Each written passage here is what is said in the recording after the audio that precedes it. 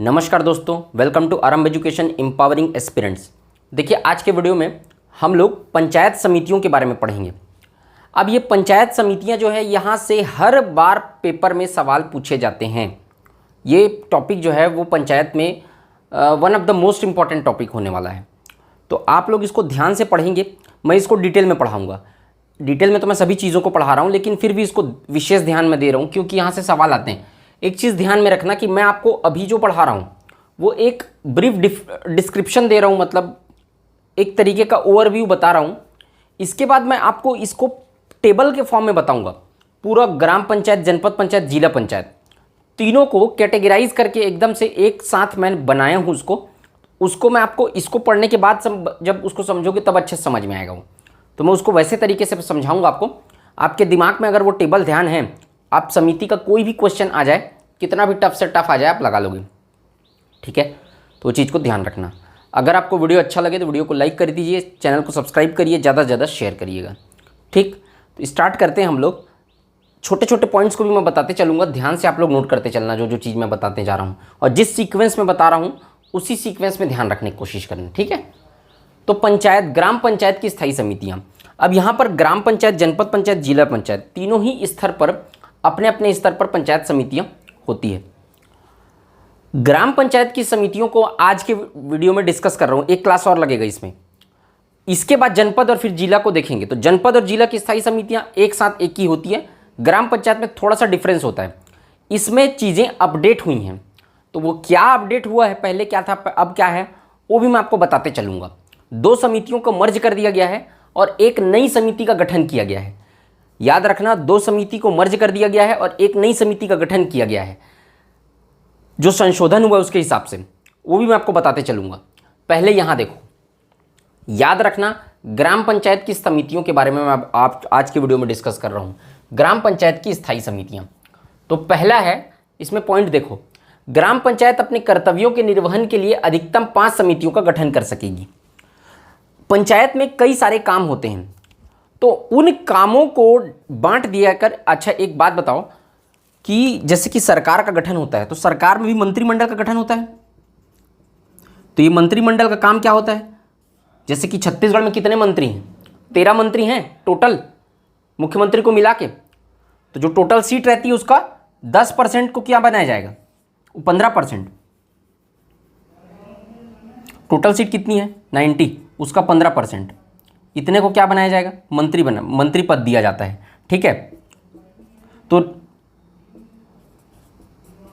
Total कितने मंत्री होंगे यहाँ पर, 13 मंत्री होंगे। तो 13 मंत्री हैं।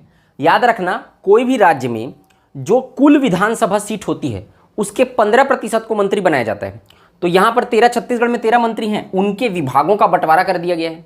अच्छा, ग्रामीण विकास मंत्रालय के मंत्री पद से इस्तीफा दे दिए टी.एस. सिंहदेव। बता इसलिए रहा हूँ, 2 कारण है उसका। पहला कि जो मंत्री पद से इस्तीफा दिए हैं तो उसके मंत्री पद के बारे में आगामी एग्जाम है, वो ग्रामीण विकास मंत्रालय के मंत्री कौन थे, इस तरीके का, या फिर नए जो मंत्री बनेंगे उनके बारे में पूछ सकता है, पहला कारण। दूसरा कारण, सब लोग मुझे कमेंट सेक्शन में और टेलीग्राम में, व्हाट्सएप में, सब जगह से पूछ रहे हैं कि मंत्रालय जो टी.एस. सिंहदेव जी ने इस्तीफा दे दिया है तो उससे एडीओ के वैकेंसी पे कोई प्रभाव पड़ने वाला है क्या। तो मैं उनको वहाँ पर भी बता चुका हूँ, आप लोग को भी बता रहा हूँ। मंत्री का जो पद रहता है उससे इस्तीफा देते रहते हैं, नए मंत्री ज्वाइन होते रहते हैं, वो कोई बहुत बड़ी चीज़ नहीं है, उस पर ध्यान देने का ज़रूरत नहीं है। उससे आपके वैकेंसी पे कोई प्रभाव नहीं पड़ेगा। वैकेंसी वित्त विभाग स्वीकृति देगा, उसके बाद आपका नोटिफिकेशन जारी हो जाएगा नेक्स्ट मंथ। उसमें आपको कोई मंत्री इस्तीफा दे ना दे उससे कोई फ़र्क नहीं पड़ता है। तो वो सब चीज़ें ध्यान मत दीजिए, अपना पढ़ाई कंटिन्यू रखिए। आप जिस तरीके से आप पढ़ रहे हैं अपने रिदम को बनाए रखिए, पेशेंस रखिए। जब भी वैकेंसी आएगा उससे 30 से 40 दिन का टाइम आपके पास रहेगा, उसमें सिर्फ रिवीजन किया जाता है, कभी भी उसमें वैकेंसी तैयारी नहीं की जाती, उसमें रिवीजन होता है, वो बहुत ज़रूरी चीज़ है। और तो आप सबको पढ़ के रखिए, एक बार पढ़ने से चीज़ें नहीं होंगी। जो जो चीज़ें मैं बताया हूँ, ग्रामीण विकास आजीविका, वो कुछ भी सारी चीज़ों को पढ़ना पड़ेगा, बार बार पढ़ना पड़ेगा आपको। तो मैं ये बताना चाह रहा था यहाँ पे कि जैसे कि मंत्रिमंडल में डिपार्टमेंट का बंटवारा होता है, जैसे कि ग्रामीण विकास मंत्रालय उनके पास था, ठीक है, और भी उनके पास मंत्रालय है, स्वास्थ्य मंत्री भी वही हैं। तो इस तरीके से, उसी तरीके से पंचायतों में भी क्या होता है, ये भी एक स्तर है, तो उसमें भी कुछ कुछ चीज़ों का बंटवारा किया जाता है, सब विषयों का, टॉपिक्स का। तो उनके कारण, उसके कारण समिति गठित की जाती है और उस समिति के अंतर्गत जो जो टॉपिक्स आते हैं, जो जो विषय आते हैं, उनको देखरेख करने का काम, उनके निरीक्षण पर्यवेक्षण का काम जो है वो समिति करती है। मैं आपको बताऊंगा सब चीज़ को, ये मैं अभी आप समिति बता रहा हूँ, उसके कार्य भी बताऊंगा, उसके कार्य भी पूछता है। अभी रिसेंटली ACF के पेपर में कई ठो पूछा है, तो वो भी सब बताऊंगा आपको। लेकिन बेसिक समझो अभी कि पंचायत समितियों का काम, पंचायत समिति क्यों गठित की जाती है। तो बहुत सारे विषय होते हैं जिस पर जो एक साथ नहीं किए जा सकते, एक आदमी के द्वारा नहीं किए जा सकते, तो समिति बना दी जाती है और उनको उन विषयों को बांट दिया जाता है। जो समिति के विषय, जिन विषयों को जो समिति को आवंटित किया जाता है, उन विषयों पर काम करती है। तो ग्राम पंचायत के कर्तव्यों के निर्वहन के लिए, उन्हीं कार्यों के निर्वहन के लिए जिनका मैं बात कर रहा हूँ, अधिकतम 5 समितियों का गठन कर सकती है ग्राम पंचायत। ठीक है, मैक्सिमम कितने? 5। शक्ति क्या होगी इन समितियों की? वही जो ग्राम पंचायत द्वारा उन्हें सौंपे जाए, वही शक्तियां होंगी, वही उनके विषय होंगे प्रत्येक समिति में। अच्छा, ग्राम गौठान समिति को छोड़कर 4 सदस्य होंगे। यहां पर देखो, आप पहले समिति को देख लो, कितने क्या क्या समिति होते हैं। पहला सामान्य प्रशासन समिति, दूसरा शिक्षा स्वास्थ्य समाज कल्याण समिति, तीसरा कृषि राजस्व तथा वन समिति, चौथा निर्माण तथा विकास समिति, पांचवा ग्राम गौठान समिति। देखो यहां पर कृषि पशुपालन तथा ये एक समिति था, अलग से समिति था। ठीक है, कृषि तथा पशुपालन समिति, ठीक, और राजस्व तथा वन समिति एक अलग समिति था। तो कृषि पशुपालन तथा मत्स्य पालन समिति और राजस्व तथा वन समिति, ये 2 अलग अलग समितियां थीं जब संशोधन नहीं हुआ था तब। तो 2 ये समिति थी नहीं, ग्राम गौठान समिति नया बनाया गया है। तो ये हो गया आपका 4, और यहां पर तो 2 ब्रेक होके कृषि पशुपालन तथा मत्स्य पालन समिति और राजस्व तथा वन समिति, मतलब ये 4 और एक 5, राजस्व तथा वन समिति अलग था। तो 5 समितियां हुआ करती थी पहले। लेकिन कृषि पशुपालन तथा मत्स्य पालन समिति और राजस्व तथा वन समिति दोनों को मर्ज करके एक समिति बना दिया गया। तो अब समिति की संख्या कितनी हो गई टोटल? दोनों को एक समिति बना दिया गया, तो 4, और एक नई समिति बनाई गई जिसका नाम था ग्राम गौठान समिति। समझ में आ रहा है क्या बोल रहा हूं? पहले ये 2 समितियां थी, कृषि पशुपालन तथा मत्स्य पालन समिति और राजस्व तथा वन समिति, 2 अलग अलग समितियां थी। तो 5 समिति थी पहले, लेकिन इन दोनों को मिला दिया गया, कृषि राजस्व तथा वन समिति, एक समिति नाम दे दिया गया, दोनों के सब्जेक्ट्स को भी मिला दिया गया, और एक तो अब हो गया 4, और एक नई समिति का गठन कर दिया गया जिसे कहा गया ग्राम गौठान समिति। इस समिति का बाकी समितियों से बहुत डिफरेंट है। समिति के सदस्य वगैरह मैं सब बताऊंगा, डिटेल में पढ़ाऊंगा ग्राम गौठान समिति को। लेकिन अभी मैं जो बात कर रहा हूं वो एक समिति को छोड़ देना, ग्राम गौठान समिति, बाकी 4 समितियों की मैं बात कर रहा हूं। इन 4 समितियों में मैक्सिमम सदस्य की संख्या होती है 4। अब मैं जो बोल रहा हूं ध्यान रखना, ग्राम गौठान समिति को छोड़कर इन 4 समितियों में सदस्यों की अधिकतम संख्या होती है 4। यहां पर यही लिखा है, प्रत्येक समिति में ग्राम गौठान समिति को छोड़कर 4 सदस्य होंगे अधिकतम। चुनाव इन 4 सदस्यों का कैसे होगा? ग्राम पंचायत द्वारा विशेष रूप से बुलाए गए सम्मेलन में पंचों के द्वारा अपने बीच से सदस्यों का चुनाव किया जाएगा इन 4 समितियों में। मैं ग्राम गौठान समिति की बात ही नहीं कर रहा हूं, इसको बाद में बताऊंगा, ठीक है ना। तो शुरू के 4 समिति की बात कर रहा हूं मैं। चुनाव कैसे होगा? समिति के सदस्यों का ग्राम पंचायत द्वारा विशेष रूप से बुलाए गए सम्मेलन में पंचों के द्वारा अपने बीच से सदस्यों का चुनाव कर लिया जाता है। और 4 जो भी होते हैं, जो 4 सदस्य होते हैं, एक पंच सदस्य अधिकतम 2 समिति का ही सदस्य बन सकता है। जैसे कि मान लो जाए ए नाम का कोई पंच है, संजय नाम है, ये चलो ए नाम ले लेते हैं, ए नाम का कोई पंच है, वो अधिकतम 2 समिति का ही सदस्य बन सकता है। जैसे कि शिक्षा स्वास्थ्य समाज कल्याण समिति और राजस्व तथा वन समिति, इन दोनों समिति का सदस्य बन गया तो बाकी निर्माण और विकास समिति के सदस्य नहीं बन सकता। तो एक पंच सदस्य अधिकतम 2 समिति का सदस्य बन सकता है। एक पंच सदस्य अधिकतम 2 समिति का सदस्य बन सकता है। 2 समिति से ज़्यादा का सदस्य नहीं बन सकता एक समय में, एक टाइम पे। एक टेन्योर पूरा हो गया तो फिर से अन्य 2 समितियों का सदस्य बन सकता है। एक समय पर अधिकतम 2 समिति का ही सदस्य बन सकता है। पंच, सरपंच, उप सरपंच के नाम प्रकाशित होने के पश्चात सचिव के द्वारा प्रकाशन की तारीख से 30 दिन के भीतर पंचायत का प्रथम सम्मेलन बुलाया जाता है और वहां पर सदस्यों का चुनाव कराया जाता है। इसी प्रथम सम्मेलन को वही आपका विशेष सम्मेलन बोलते हैं, विशेष रूप से बुलाया गया सम्मेलन होता है। पंच, सरपंच, उप सरपंच के नाम प्रकाशित होने के पश्चात सचिव के द्वारा, याद रखना इस लाइन को, यह सम्मेलन किसके द्वारा बुलाया जाएगा? सचिव के द्वारा। प्रकाशन की तारीख से 30 दिन के भीतर, इसको भी ध्यान रखना, 30 दिन के भीतर एक नया सम्मेलन बुलाया जाता है और वहाँ पर क्या किया जाता है, सदस्यों का चुनाव किया जाएगा। ठीक, ध्यान रखना। विषय विशेषज्ञ, अधिकतम 2 विषय विशेषज्ञ की भी नियुक्ति की जा सकती है। जैसे कि कोई टॉपिक पे बात करना है, उस विशेषज्ञ को ये पता है तो 2 स्पेशलिस्ट है ना, 2 विषय विशेषज्ञ, उस विषय के बारे में उसको मुख्य रूप से जानकार है वो, तो ऐसे 2 विषय विशेषज्ञों को भी यहाँ पर बुलाया जाता है। जैसे कि शिक्षा, स्वास्थ्य, समाज कल्याण, स्वास्थ्य के बारे में कोई मुद्दों पर डिस्कस करना है, जो स्थानीय निकाय हैं उनमें जो स्वास्थ्य से संबंधित, आंगनबाड़ी के स्वास्थ्य मतलब बच्चों का स्वास्थ्य, कुपोषण मुक्ति से संबंधित कुछ डिसीजन लेना है तो 2 डॉक्टरों को बुला लेंगे। वो डॉक्टर क्या है, स्वास्थ्य के क्षेत्र में विशेषज्ञ हैं वो लोग, तो वो लोग को बुलाकर वहाँ पर अपनी राय व्यक्त करने के लिए उस मुद्दे पर कहा जाएगा। वो लोग अपनी राय व्यक्त करेंगे, मानना नहीं मानना समिति के ऊपर है।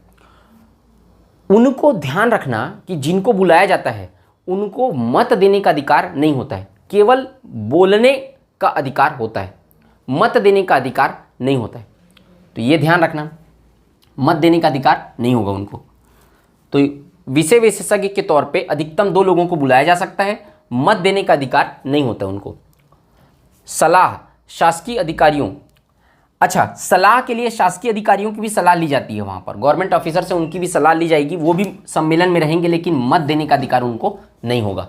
तो जो भी सलाह और सहायता और सुझाव के लिए बुलाए जाते हैं उनको मत देने का अधिकार नहीं होता है। मत देने का अधिकार केवल उनको होता है जो चुने जाते हैं, उस समिति के सदस्य रहते हैं वहाँ पर उनको। ठीक, सरपंच अध्यक्ष अपने पंचायत स्तर के सामान्य प्रशासन समिति के पदेन अध्यक्ष होते हैं। सामान्य प्रशासन समिति के अध्यक्ष, जैसे कि ग्राम पंचायत, जनपद पंचायत, जिला पंचायत, अभी सामान्य प्रशासन समिति तीनों जगह होता है। तो आपको टेबल में जब मैं बताऊंगा ना तो पूरा चीज़ें क्रिस्टल क्लियर एक साथ समझ में आ जाएंगी। अभी सिर्फ थ्योरी देखो, सरपंच और अध्यक्ष, मतलब ग्राम पंचायत में जो सामान्य प्रशासन समिति होगी, सरपंच उसका पदेन अध्यक्ष होता है, अध्यक्ष का चुनाव नहीं होता है। पहले से फिक्स कर दिया गया है कि सरपंच ही उसका अध्यक्ष होगा। जो ग्राम पंचायत की जो सामान्य प्रशासन समिति होगी, सरपंच उसका पदेन अध्यक्ष होगा, उसका चुनाव नहीं होगा। और अध्यक्ष जनपद और जिला पंचायत में जो अध्यक्ष होता है, जनपद पंचायत का अध्यक्ष और जिला पंचायत का अध्यक्ष, वो जनपद और जिला पंचायत की सामान्य प्रशासन समिति का क्या होगा, अध्यक्ष होगा। तो यहाँ क्या लिखा है, सरपंच ग्राम पंचायत की सामान्य प्रशासन समिति का पदेन अध्यक्ष होगा, और अध्यक्ष ये जो जनपद पंचायत अध्यक्ष, जिला पंचायत अध्यक्ष, अपने पंचायत स्तर के सामान्य प्रशासन समिति के पदेन अध्यक्ष होते हैं। उप सरपंच, उपाध्यक्ष अपने पंचायत स्तर की शिक्षा समिति के पदेन अध्यक्ष होते हैं। तो जो सरपंच है वो सामान्य प्रशासन समिति का पदेन अध्यक्ष होगा, और उप सरपंच क्या है,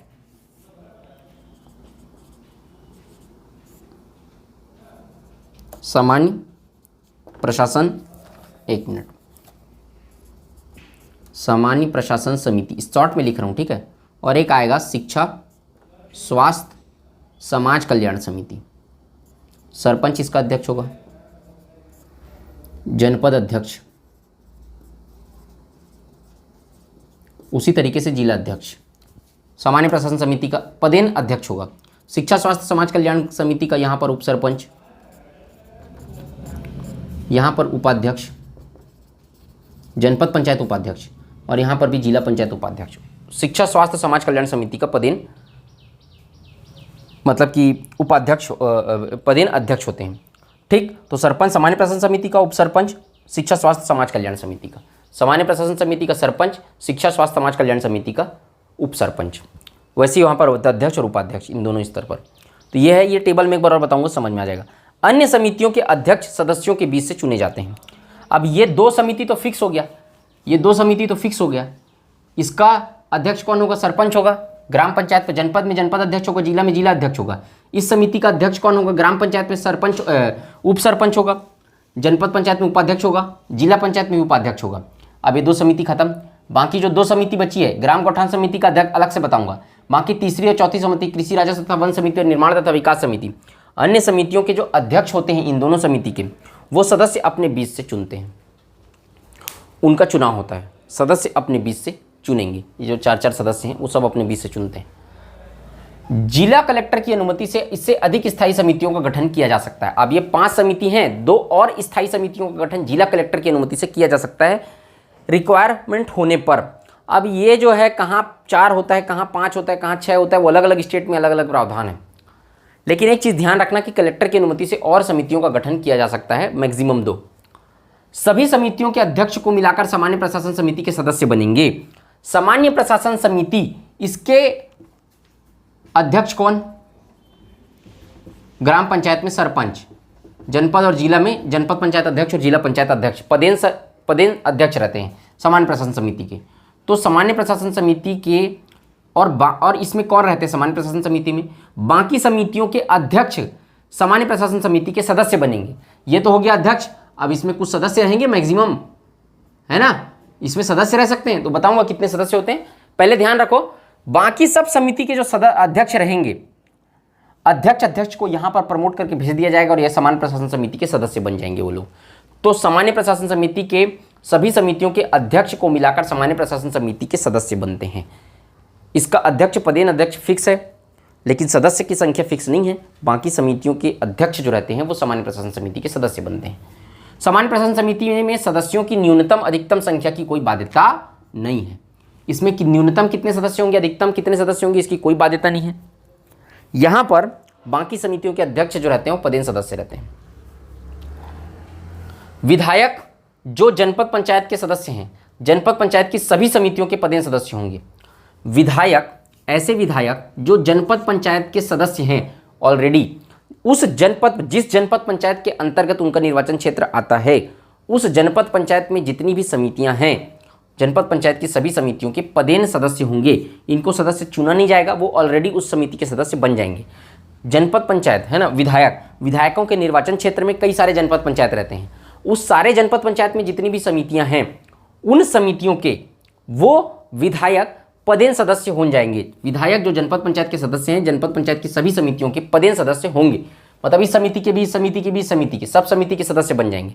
विधायक जो जिला पंचायत के सदस्य हैं, किन्हीं 2 समितियों की स्वेच्छा से सदस्य होंगे।